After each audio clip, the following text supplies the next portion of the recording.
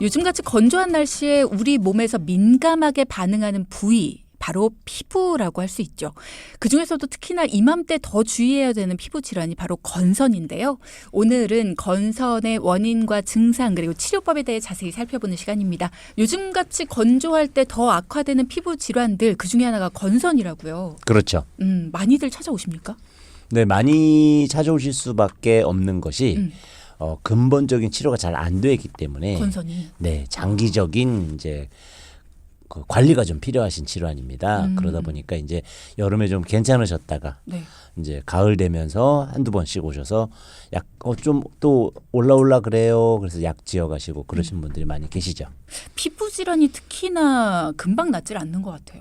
그렇습니다. 이제 피부는 단순히 그러니까 피부 위에 진피층, 뭐 표피층의 염증으로 보기보다 내인적인 요소 안에 있는 면역 체계라든지 음식 또 기타 스트레스 여러 가지가 복합적으로 작용을 하고 피부라는 것이 항시 바깥의 대기와 마찰을 일으키는 부위이기 때문에 잘 안 낫죠. 건선이 특히나 이맘때 많이 발생한다라고 했는데 일단 건선이라는 거 건조하다라고 느껴져요. 이 네. 질환 이름 자체에서 네. 어떤 겁니까 정확히? 이제 건선이라는 이름이 붙은 데에는 이제 인설, 비듬 때문입니다. 저희가 머리에서 이렇게 비듬 떨어지는 것보다 훨씬 두껍고 반짝반짝거리는 굵은 이제 비듬이 생기게 됩니다. 이제 한문으로는 인설이라고 하게 되는데 그런 것이 처음에 이제 구진처럼 물론 무슨 발진이죠. 일반 열감기 때 나오는 발진처럼 나오거나 또는 이렇게 뻘겋게 판상으로 넓게 동전 크기 정도로 시작을 하면서 가렵지는 않습니다. 많이 가렵지는 않은데 이제 나중에 이제 통증을 일으키는 경우도 있긴 하지만 전형적인 특징은 이제 그 비듬이죠. 그럼 머리에 발생하는 거예요? 전신에 마찰이 많이 되는 부위에 잘 생깁니다. 그래서 머릿속에 생기는 경우도 있지만 더 많이 생기는 데는 이제 무릎, 팔꿈치 또는 이제 엉덩이 같은데 또는 이제 접히는 부위의 겨드랑이, 항문 부위, 또 손끝 이렇게 외부와 접촉되는 부위에 이제 주로 발생하게 되죠. 비듬이라는 게 머리에만 생기는 게 아닌가 봐요. 그렇습니다.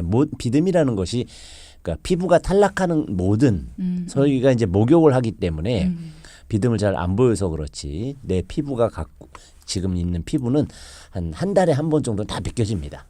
28일이라고 보통 주기를 얘기하는데 물론 이제 한 50대 60대 가면 한 3, 40일까지 늦어지기도 합니다만 피부는 한 달에 한 번씩 교체가 되는 거거든요. 네. 근데 목욕할 때 대부분 쓸려 가거나 옷에 내복에 이제 쓸려서 나가기 때문에 모르는 것이고 두피는 이제 까만 머리에 하얀 게 나오다 보니까 대비가 많이 돼서 주로 이제 머리 비듬만 이제 생각하시게 되는 거죠. 그러면 건선이라는 게 왜 발생을 하는 건지 이유가 뭔지도 궁금하네요. 네, 정확하게 밝혀져 있는 것은 아니지만 현재까지는 이제 그 자가 면역 질환이다 이렇게 얘기를 합니다. 여러 가지 백혈구들이 있거든요. 그런 아이들이 협업을 통해서 외부에서 들어오는 내 몸에 필요하지 않은 것이 들어왔을 때 방어해내는 역할을 하는 것이 네. 면역이거든요. 네.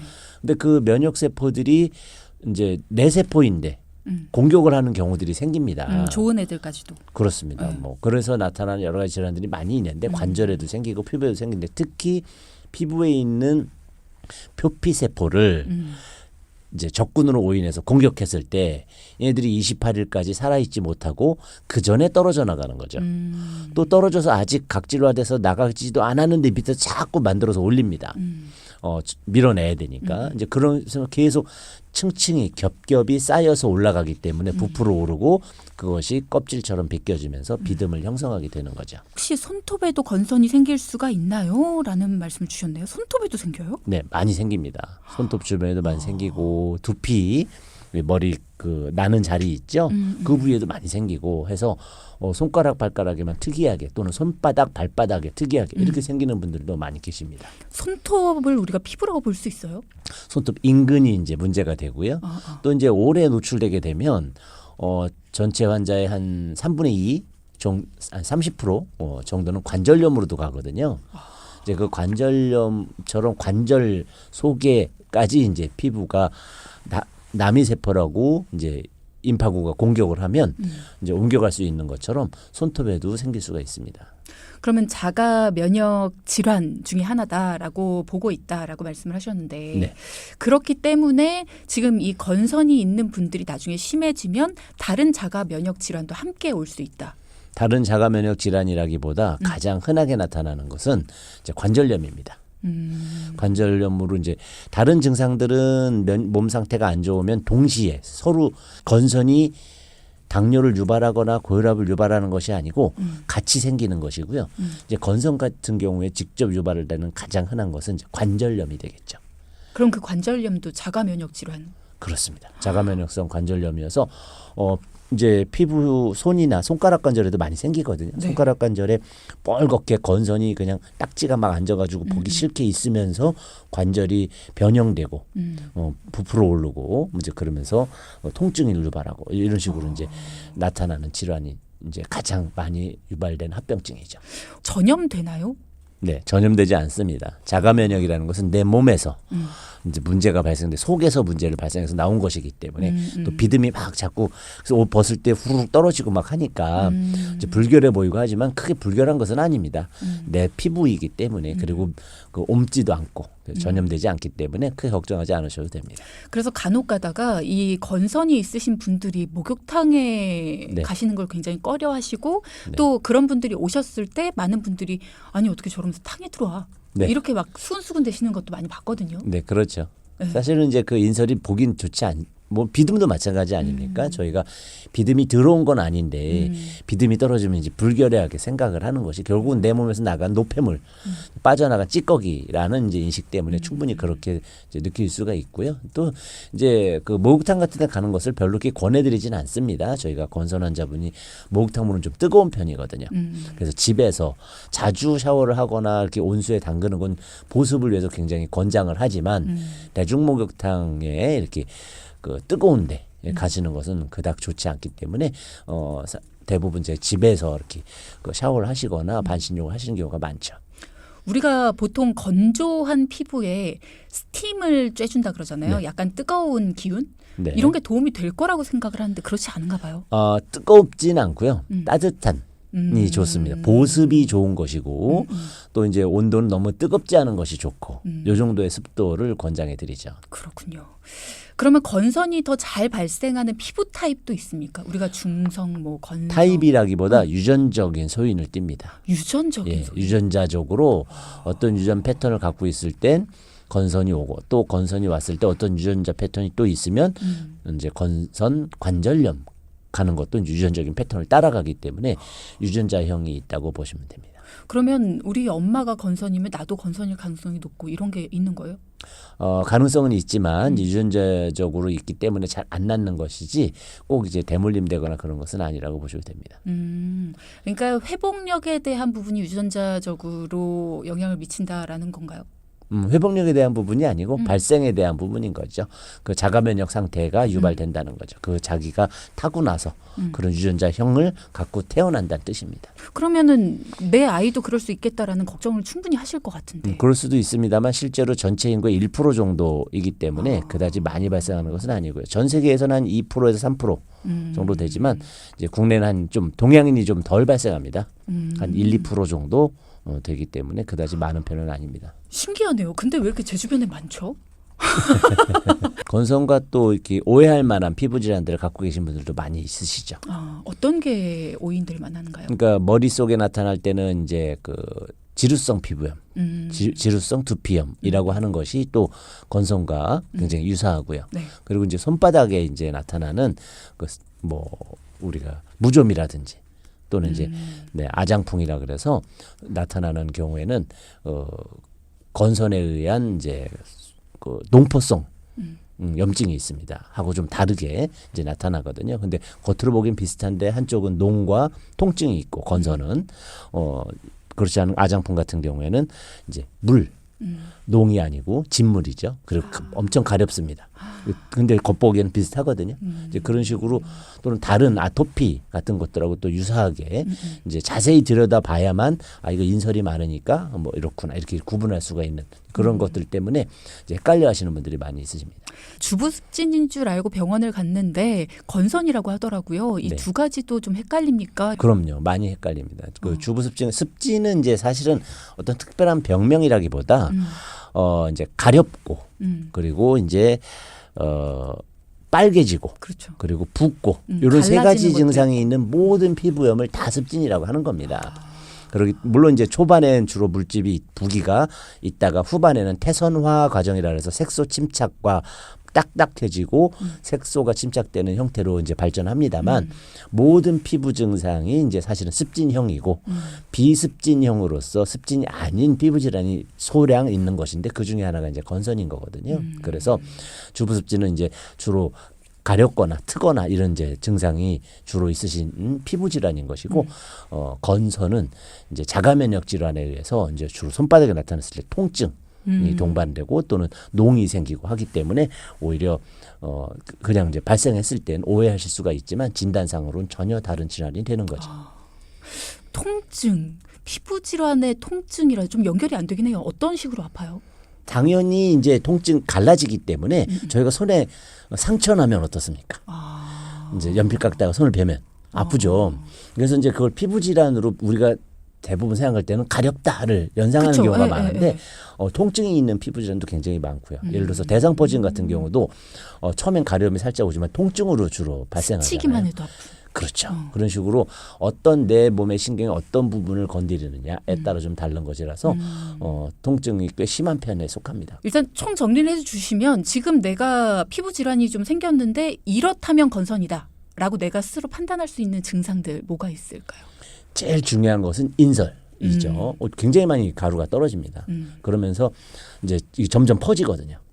주변으로. 그렇습니다. 긁거나 뭐 떼수건을 밀거나 이렇게 해서 하면 그 마찰을 준 부위를 또 내 몸의 임파구들이 이제 적군이라고 해서 거기까지 또 침범하거든요. 그렇기 때문에 점점 퍼지는 경향성을 갖고 있고 인설이 많다. 이렇게 이제 그 빨개진다. 이 세 가지입니다. 이 세 가지가 일단 느껴지신다면 그 중에서 다른 질환은 그렇게 인설이 비듬이 많이 생기지 않고요. 이게 층층이 쌓여 올라오는 것이 느껴집니다. 덕지덕지하면서 이렇게 우리가 피딱지들 생기면 이제 그 높이가 좀 있잖아요. 그런 층을 형성하는 특징이 있기 때문에 일단 발견이 되면 금방 인지하실 수 있을 것 같습니다. 우리가 보통 건선이라고 하면 왜 건조한 피부에 잘 생길 것 같다 이렇게 생각을 하는데 그거랑은 전혀 관련이 없는 거군요. 물론 이제 습도와 관련돼서 인설이 수분이 빠져나가면서 생기기 때문에 이제 건자가 들어가는 부분은 일치합니다만 이제 건성의 반대말은 습성이 아니고 이제 지성이잖아요. 이제 기름기에 대한 부분인데 이 건선은 이제 수분이 마르면서 이제 진피층이 자라 나오면서 딱지가 않는 특징이라서 좀 혼선. 왜냐면 이제 우리가 오타를 써서 건성으로 또는 건성을 건선으로 오타를 치는 경우도 있을 수 있거든요. 그래서 건성 피부, 건성 습진 이것을 건선과 유사하게 이제 오해하시는 경우들이 생기게 됩니다. 치료는 그럼 어떻게 해요? 한방에서는 이제 그 염증의 상태에 따라 이제 막 극성기로 올라올 때는 이제 한방에 금은화 연교 계열의 약들이 있고요. 또 이제 소풍산이라는 아주 잘 듣는 약이 있습니다. 증세가 많이 가라앉죠. 실제로는 이제 의과적으로는 이제 완치가 안 되는 질환이다라고 되어 있고요. 한방에서도 사실 재발이 굉장히 많이 됩니다만 제가 과거에 쓰신 분들 중에도 뭐 몇 년째 증상이 발현되지 않는 경우가 있지만 그렇다고 방심하시면 안 되는 것이 유전자적으로 이제 충분히 다시 재현될 수 있다는 거. 그래서 그런 이제 염증 상태의 금은화, 소풍산 뭐 이런 계열을 쓰고 또 이제 체질적으로 재발이 안 되게 하기 위해서 이제 보혈 혈액이 이게 열이 자꾸 생기고 몸에서 이제 혈열이 생기거든요. 그 열을 꺼주기 위해서 보혈제, 사물탕 계열의 약을 많이 쓰게 되면 재발이 확 줄거든요. 그런 식의 이제 치료 접근법을 가지고 있습니다.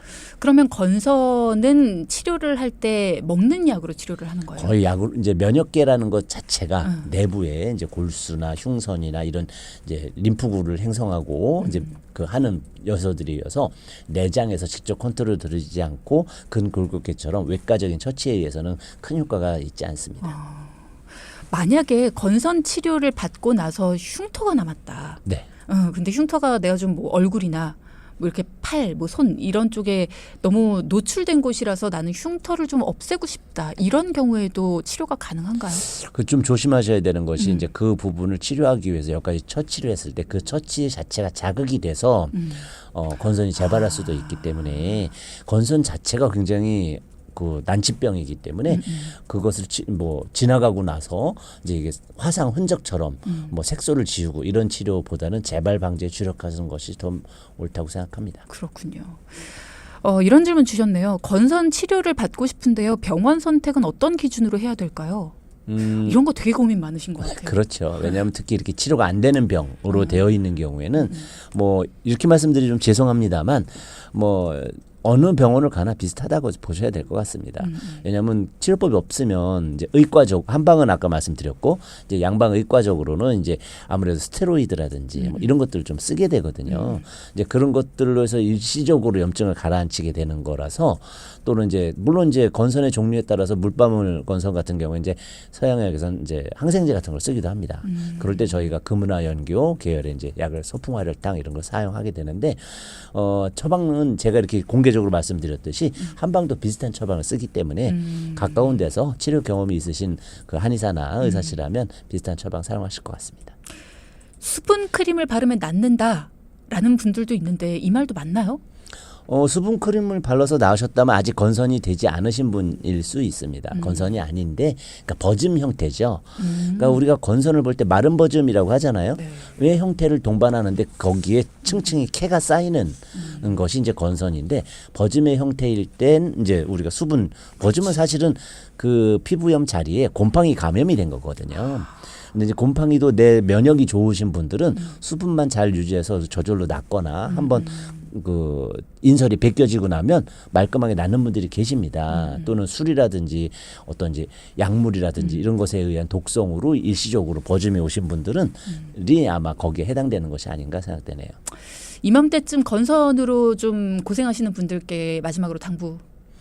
하고 싶은 이야기. 제일 중요한 것은 이제 그 습도에 대한 거거든요. 수분을 유지하기 위해서 목욕을 좀 자주 해주시거나 그렇다고 해서 나는 그럼 바깥에 꽁꽁 싸매고 나가지 말아야지 하시는 경우가 있는데 사실 피부 건강에 좋은 것은 햇빛입니다.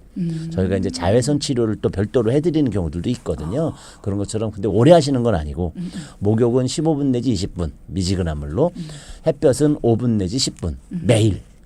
어쩌다 한 번이 아니고 이런 식으로 이제 관리를 해서 피부의 건강 자체를 올려주시는 노력을 경주해 주신다면 좀 더 도움이 되실 것 같습니다. 네.